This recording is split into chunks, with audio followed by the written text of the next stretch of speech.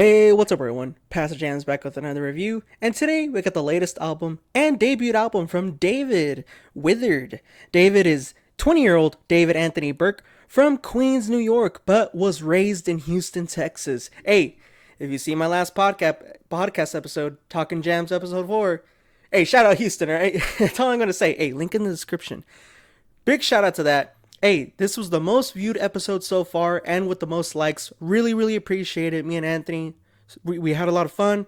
Really grateful for the views and the likes, especially. We know that the audio was really loud. Hey, come on, man. We were having some drinks. But I know how annoying that could be. I'll fix that. Anyways, this is David's debut album, like I mentioned, released April 25th, 2025. 15 tracks and 48 minutes. I am excited. I was excited because I am a fan of David. Shout out to my sister who showed me David back in 2022 with Romantic Homicide. That track was the one. He had been in the game for some time, I believe, all the way back since 2017. Correct me if I'm wrong, but has released nothing but singles and two EPs leading up to this album, Petal to Thorns and The Lost Thorns or The Lost Petals. Both released in 2023 and lead up singles that for some reason did not come on this album except for one in particular that I'll get to in a moment. But Romantic Homicide was the one that blew up thanks to TikTok. One of the rare instances that TikTok has, showed me great music or has really integrated great music into their platform. But anyways, that's for a different video. Anyways, and that as well, Romantic Homicide was made in his sister's closet using an iPhone. Hey, you don't need all these gadgets and gizmos. You don't need to have bank and all these resources. It's very helpful, but that just goes to show you can make amazing art just with a phone. You know what I mean? Of course, it has to take a lot of skill, I would imagine, and talent and writing and stuff like that. But hey, that just goes to show anybody can do it, man. Just keep on grinding. So I'm very happy to see that he has finally released his debut album. I know that also can take some time. I know great artists that make amazing music that just release singles and have yet to release a full-length album. Hey, that's just how it is. You can't rush art, you know what I'm saying? But, we have 15 tracks, 48 minutes with one interlude. Coming into this, the guy's 20 years old, and, he has been rising to fame. I mean, he is just charting off the wazoo. And, he only has one feature on here, which is track number 7, Crashing with Uchis. But I do want to get this out of the way. I feel very conflicted and confused a bit as to why Feel It, which was one of the lead-up singles to this, track number 11, and Crashing number 7 with Uchis, like I mentioned, Feel It is the only one from 2024 that is on here. He has released numerous tracks that were singles. Like, for example, he had this, I believe it was called Crashing. I may be wrong, but there was 2 tracks on there called Leave Her and 2016 that felt like they could have been on here. My House Is Not a Home, or This House Is Not a Home, that track as well, amazing, beautiful track. One of the best singles of 2024, again, is not on here. And then There Goes My Baby, although I didn't really, that track was okay at best. That I'm really conflicted and confused as to why that wasn't on here. Feel It wasn't even like a standalone single track. It was a track made for the show Invincible. Great song. It's an amazing song. Also one of the best tracks of 2024. But I digress. I just thought that was a little strange as to why that wasn't incorporated in this album. There are tracks on here that I definitely would have switched. I think this could have been a solid, high score album. Not to say that, okay, I'm not going to get into that. But you'll see what I mean later in the review. But I just, the production on this thing, David is known for indie rock and indie pop style with hints of R&B here and there. The kid, he has this mind of like, he's ahead of his time, essentially. He's only 20 years old, and he makes music that sounds like it was late thousands, early 2010s, and it's just a great breath of fresh air to hear that genre and style of music brought back again. Not saying that it's very difficult to establish the sound of indie rock and indie pop of that time, because now it can be so cliche, it can be so tacky. And not to say that there are some flaws in this album. I'll get to that, because you definitely see that when in some of these tracks. But there are tracks on here, like the opening track, Atomic Land, with these moving synthetic beat, the synthesizers and keys really keep it moving.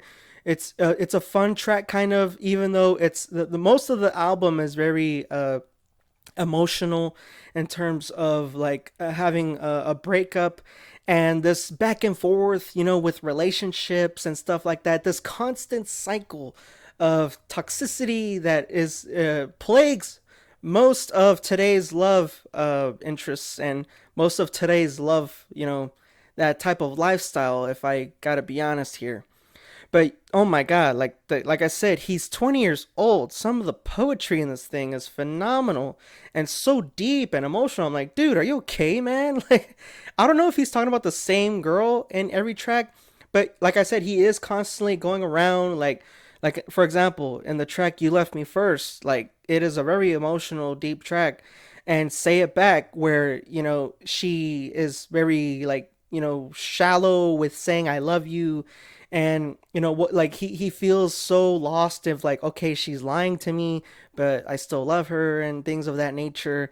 And then on track number 5, he is constantly on track number 5, "Friend Again." He's constantly in the cycle of, like, okay, we're not together anymore. So he's on this roller coaster ride of, like, I need to move on. I know she wasn't good for me, and we're not meant to be together, but that's okay. I understand that. And he has these moments where, like, he's on track, and then he starts slipping up a little bit. But then track number 5, "Friend Again," he knows, like, he can't give into that, like, oh, like, most, like, sometimes, exes be like, oh, can we be friends or whatever. That's how it starts, that's how the cycle starts. And he has this these moments of, like, okay, I gotta switch back, like, snap back, like, you can't lose focus. And that's really interesting, in terms of, like, he keeps it up throughout the whole album. And especially track number 7, "Crashing," featuring Uchis, like I said, the only feature on this thing.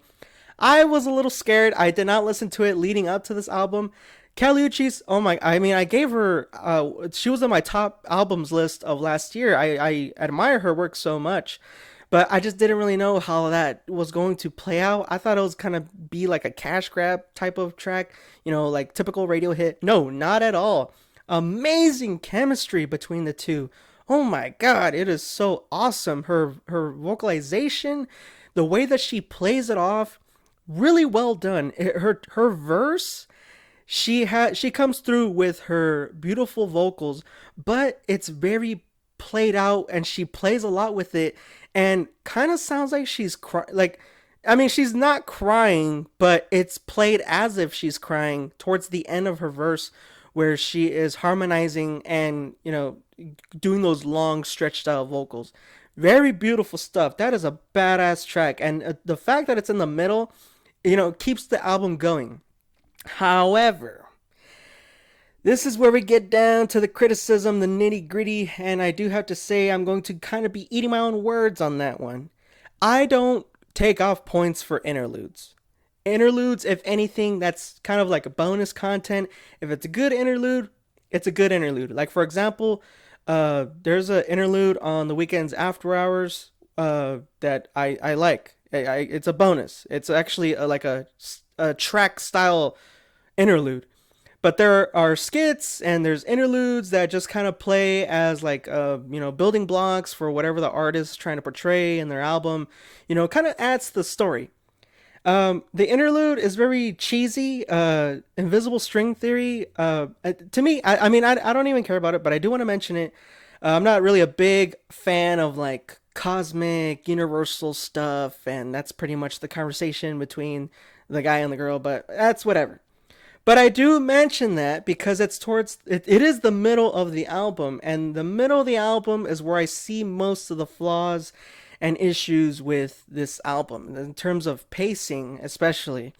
You just come off of Crashing, which is one of the two of the R&B style heavy tracks on here. And track number 10, Where'd It Go Wrong, is also R&B influenced and an R&B heavy track, but it's not really that great. It's okay. It's really really drawn out. It's 4.5 minutes long. It feels like a really long interlude, and it's crazy because just two tracks before that is the actual interlude. It's kind of strange to me. And then and then after that, track number 11, Feel It.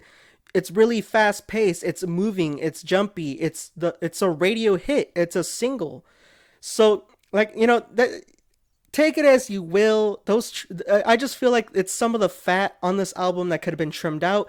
Like I said, there are other singles that were released in 2024 that I gladly and he gladly could have switched out for those throwaway tracks that I feel like could have really made this a 9 or a 10 album.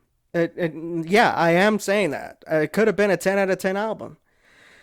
But I do have to say this as well. The last three tracks, One More Dance, Ghost, and Afterlife, oh my god, David does stick the landing.